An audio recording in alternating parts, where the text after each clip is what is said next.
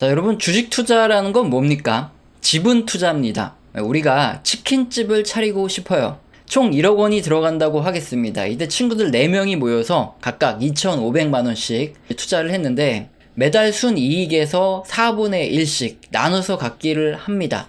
계약서를 딱 쓰죠. 이걸 주식으로 바꾼다면 총 4주짜리 이 치킨집 주식을 사는 거고, 한 주를 2,500만 원에 구입을 하게 되는 겁니다. 근데 장사가 무지하게 잘 돼요. 그래서 연간 받는 이 배당받는 순이익이 2,500만 원이다. 내가 투자를 한 금액만큼 매년 뽑아낸다 그러면, 자, 여러분, 누군가 여러분한테 지분을 2,500만 원에 파세요. 그럼 여러분 팔겠습니까? 1년만 기다리고 있으면은 그 돈이 그대로 나오는데 이걸 누가 그 가격에 팔겠어요? 자, 그런데 장사가 무지하게 안 됩니다. 그리고 경기도 굉장히 안 좋아지고 뭔가 치킨 가게가 망할 것 같아요. 연간 순이익이 얼마냐? 100만 원이에요. 2,500만 원 지분에 연 100만 원 순이익을 가져간다. 그럼 연수익률은 한 4% 정도 되는데 장사가 너무 안 되고 경기도 어려워서 이게 언제 폐업할지 모르잖아요. 그러면은 내 돈 2,500만 원이 그냥 공중으로 날아갈 수도 있습니다. 그러니까 이 돈 받아서 그냥 은행에다 넣는 게 안전하겠다. 이렇게 생각할 수 있다는 거예요.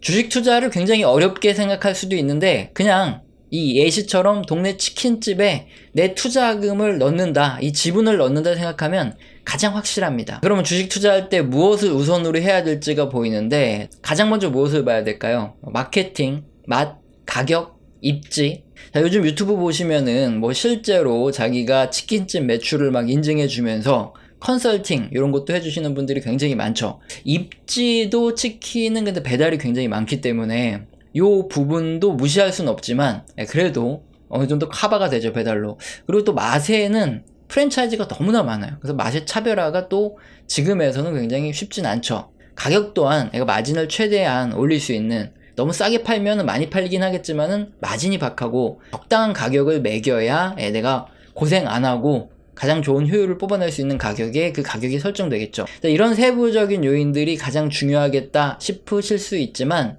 그에 앞서서 내가 만약에 처음으로 치킨집 지분에 투자하겠다 하는 사람이라면 우선 사람들이 치킨을 많이 사 먹을 수 있을 때 내가 지분을 투자해야 돼요. 자, 이게 무슨 소리냐. 내가 치킨집 지분에 투자할 때 실물 경기가 막 둔화되고 있습니다. 소비도 막 줄어드는 이런 상황이에요. 사람들이 외식도 줄이고 가성비라 그러죠. 가격은 싼데 성능이 굉장히 좋은 곳 소비자들이 찾아다닙니다. 그래서 뭐 대형 마트에서 치킨을 산다던가, 그렇게 되면 당연히 치킨집 매출은 줄어들 확률이 훨씬 더 높아요. 반면에 올해 내가 치킨집에 투자하려는 해가 마침 월드컵이 열리는 해고 다 죽어가던 경기가 이제 막 회복되는 시기라서 사람들의 소비가 막 점점 늘고 있어요. 임대료도 경기가 막 다 죽어가서 굉장히 저렴해졌고, 뭐 닭 가격도 그렇고 양념 가격도 그렇고 굉장히 싸졌습니다.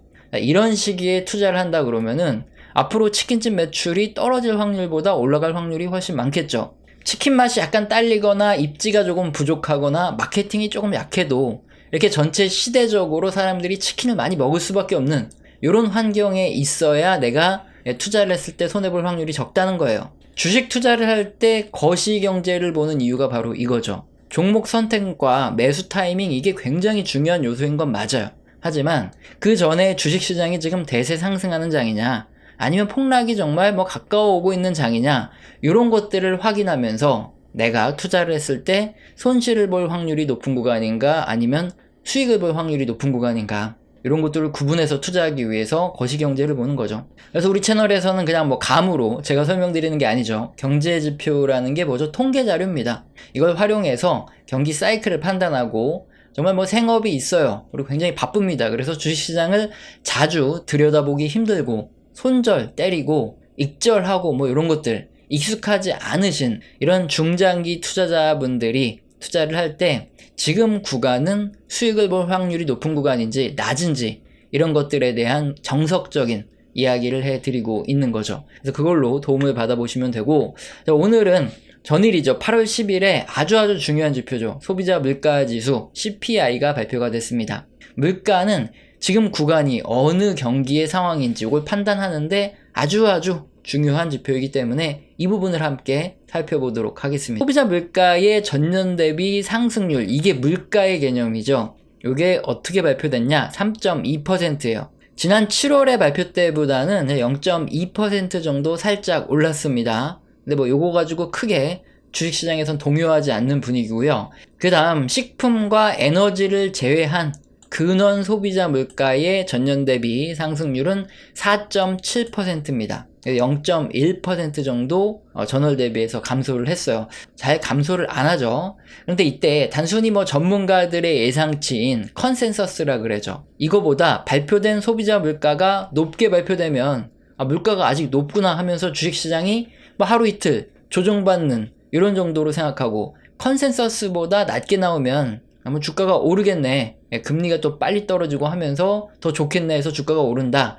이 정도로만 소비자 물가를 생각하신다면은 이거는 다분히 단기 트레이더의 입장입니다. 뭐 스캘퍼, 하루 데이 트레이더의 입장이죠. 특히나 뭐 몇 달 이상 투자를 하건 중장기 투자를 하시는 경우에는 소비자 물가 지수를 이런 식으로 보면은 답이 없어요. 물론 뉴스에서는 무조건 그렇게 나오지만 우리는 그걸 그대로 받아들이면 안 된다는 거죠. 소비자 물가 지수라는 건 미국의 도시 생활자들이 소비하는 제품들의 물가를 조사해서 발표하는 지표입니다. 여기는 뭐 제품뿐만 아니라 서비스 가격도 전부 다 포함이 돼 있는데, 식품, 에너지, 제품 및 주거, 운송, 메디케어 등의 이런 서비스 가격까지 전반적으로 조사를 해서 발표를 해줍니다. 물가는 미 연준이 기준금리를 결정하는 척도죠. 그래서 그림의 회색 세로선이 다 경기 침체의 구간들입니다. 저축대부 조합, IT 버블 붕괴, 금융위기, 코로나인데, 역사적으로 경기 침체 이전에는 항상 기준금리가 이렇게 인상이 돼요. 다.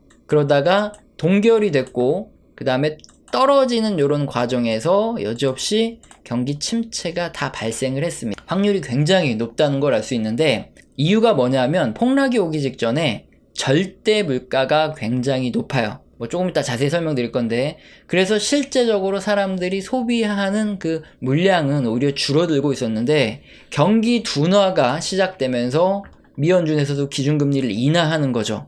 막상 경기 둔화가 시작되면 안 그래도 낮았던 소비가 더 줄어들고, 인플레이션이 둔화되니까 제품 가격마저도 떨어지면서 급격한 기업들의 매출 감소 및 이익 감소가 나타나면서 경기 침체가 터지는 겁니다. 디폴트도 터지고요. 이게 무슨 소리인지 우리나라의 케이스를 보면 완전히 확 와닿습니다. 여기 뉴스를 보시면 이마트가 소비 둔화 영향으로 2분기 영업 적자가 확대됐다, 이렇게 나오는데, 이유는 인플레이션에 따른 소비 둔화예요. 우리가 실제로 한국 사람이기 때문에 이마트 가보시면은 농산물이며 공산품이며 장바구니 물가가 굉장히 높게 오르고 있어요. 식당에 가도 엄청나게 많이 오르고 있는 게 체감되기 때문에 구매를 하기가 쉽지 않습니다. 상대적으로 뭐 저렴한 이런 가성비의 제품을 찾고, 그리고 웬만하면 좀 소비를 줄이려고 하는 게 현실이죠. 그러다 보니까 이런 이마트 같은 유통업체들은 할인 판매를 해야 되고 마진이 줄어들고 실적이 더욱 감소할 수밖에 없는 이런 상황이라는 거죠. 그럼에도 불구하고 한국은행은 올해 내내 기준금리를 3.5%로 동결을 하고 있어요. 물가 상승률이 이제 둔화되기도 하고, 뭐 경제도 금리를 더 올리면 어려워진다 하면서 계속 동결하고 있는 건데, 한은에서 보는 관점은 어쨌든 물가가 떨어진다고 하는데, 도대체 우리 장바구니 물가는 진짜 왜 이렇게 비싼 걸까요? 자, 이런 상황에서 앞으로 우리나라에 경기 침체가 온다고 하겠습니다. 사람들이 안 그래도 사실상 소비를 줄이고 있는데 소비가 더 줄어들겠죠. 한국은행에서도 금리를 낮춰야 될 거예요. 어쨌든 경기 부양을 해야 되니까. 근데 이미 소비가 지금도 줄어들고 있는데 경기가 둔화되면서 소비가 더 줄어든다. 그리고 인플레이션도 어느 정도 확 꺾여 내려간다 그러면 제품 가격 떨어지고 판매 안 되고 프라이스와 퀀트 둘 다 줄어드니까 기업들의 매출 악화되고 이익 감소하고 우리나라 경기 둔화가 발생하거나 침체가 발생할 확률이 굉장히 높아지죠.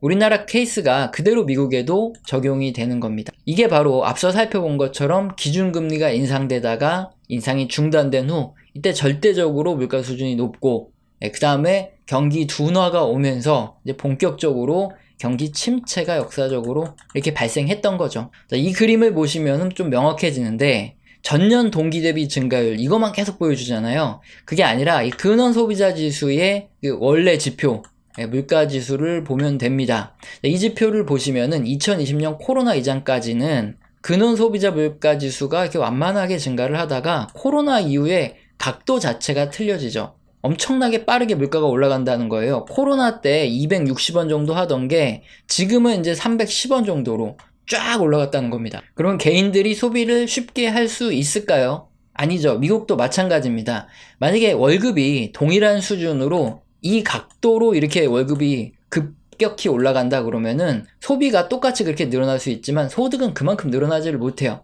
그림은 뭐냐? 인플레이션을 그대로 반영하는 게 아니라 인플레이션을 조정한 거죠. 그래서 개인들이 월급에서 저축을 제외하고 실제 소비 가능한 금액인 가처분 소득인데, 가처분 소득 보시면은 코로나 이전에는 그래도 이렇게 완만하게 올라가다가 코로나 이후에는 거의 횡보하고 있어요. 급격히 증가했다가 또 떨어진 상태로 계속 횡보 중입니다. 이 말은 무슨 뜻이냐? 급여가 코로나 이후에 꽤 많이 올랐어요. 그럼에도 인플레이션, 즉 물가가 이렇게 올라서 실제적으로 개인들이 소비할 수 있는 이 가처분 소득은 거의 늘지 못했다는 거예요. 급여가 엄청나게 크게 빨리 오르지 않는다면 실제 가처분 소득이 이렇게 증가하기는 어렵다는 거죠. 이런 국면에서 이제 앞으로 고용이 둔화되거나 또 뭐 소비가 감소하는 이런 사건이 발생하면 우리나라 앞서 살펴본 예와 마찬가지로 경기가 둔화되면서 안 그래도 실제 가처분 소득 낮고 실질 소비가 줄었는데 이게 이렇게 떨어지면서 경기가 침체되고 뭐 주식시장도 폭락한 이런 사건이 발생할 가능성이 굉장히 큽니다. 그래서 이 역사적인 미연준 기준금리 지표에 나온 것처럼 지금도 뭐 이렇게 됐다가 이렇게 떨어지는 과정에 뭔가 하나 쿵 하고 터질 가능성이 굉장히 높다는 거예요. 물론 물가가 빠르게 떨어져 주면은 아무 문제가 없을 수 있습니다. 하지만 물가를 구성하는 주요 항목들이 굉장히 물가가 여전히 높다, 그리고 잘 떨어지지 않겠다는 걸 보여주고 있어요.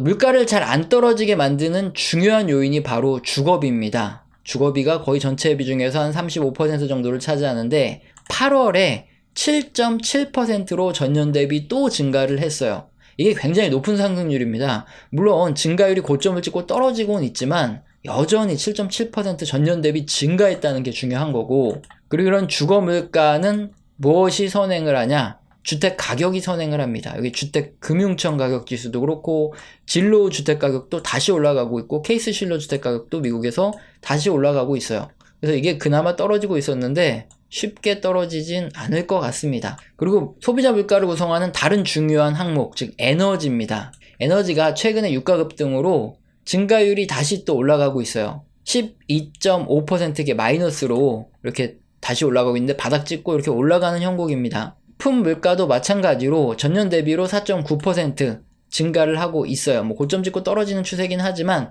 어쨌든 이것도 굉장히 높은 수준이라는 거고, 자, 향후 국제 유가가 상승할 가능성이 점점 높다, 이런 의견이 많고, 그래서 이전 시간에 설명을 드렸는데 국제 유가가 소비자 물가 중에서 에너지 물가에 장기적으로 거의 동행하고 국제 유가가 한 달 정도 먼저 선행한다 보시면 됩니다. 왜? 소비자 물가는 한 달 동안의 평균을 다음 달에 발표하니까 그런 거죠. 그래서 앞으로 국제 유가가 만약에 계속 급등한다 이래 버리면 소비자 물가 중에서 에너지 물가도 떡 쫙 올라가면서 그럼 물가가 급등할 가능성이 있죠.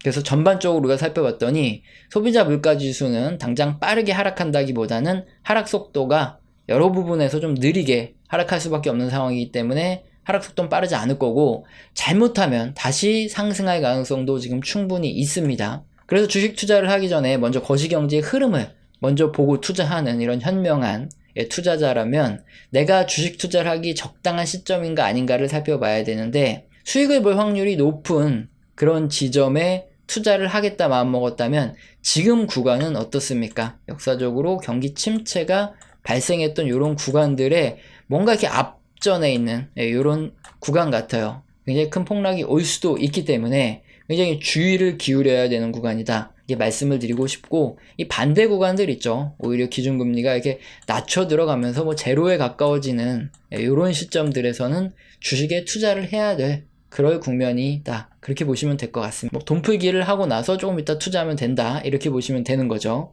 자, 오늘은 소비자 물가 지수를 근거로 향후 물가 전망, 그리고 우리는 투자를 어떻게 해야 되는지 중장기 투자자적인 관점에서 설명을 드렸습니다. 우리 채널에서는 영상 시청하시고 도움되셔서 후원 주시는 감사하신 분들이 계십니다. 제가 뭐 감사합니다라고 말로만 때우지 않죠. 제대로 소통을 합니다. 한 달 교육을 하는데 매주 진행하고 있어요. 여기서는 거시경제의 사이클뿐만 아니라 각 산업, 그리고 그 산업과 함께 움직이는 종목, 기업들에 대한 얘기가 나오죠. 공개된 방송에서는 소통할 수 없는 이런 부분이기 때문에 영상 하단에 설명란 읽어보시고 내가 해당된다 하시면 꼭 메일 주시길 바랍니다. 오늘 영상도 마음에 드셨다면 구독과 좋아요는 꼭 눌러주시고 지속적인 시청 부탁드립니다. 감사합니다.